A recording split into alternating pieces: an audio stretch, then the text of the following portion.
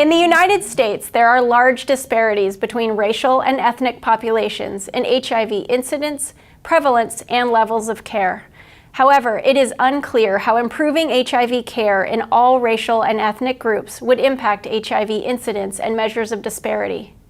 Using a dynamic HIV transmission model of the U.S. adult population, we first measured key disparities between three groups: Black, Hispanic, and others in 2016.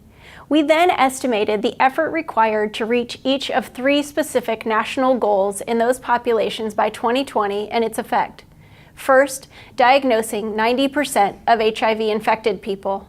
Second, linking 85% of newly diagnosed people to care. And third, achieving viral suppression in 80% of those diagnosed.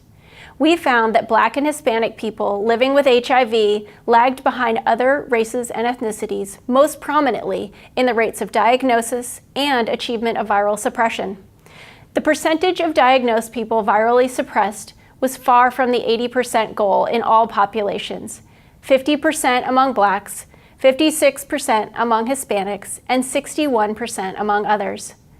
Our model showed that reaching all three goals by 2020 would result in a 28% reduction in total HIV incidence compared to maintaining current levels of care, with the highest reductions in the Black population.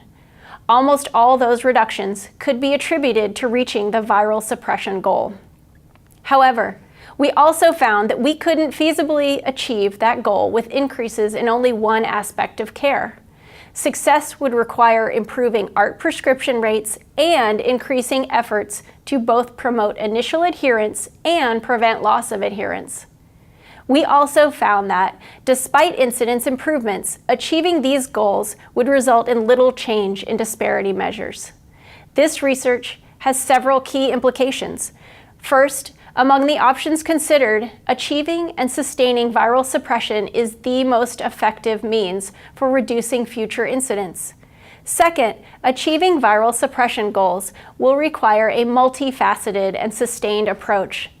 And third, achieving the national HIV goals would significantly reduce incidence for all groups, but reducing disparities across race and ethnicity will require a long-term strategy.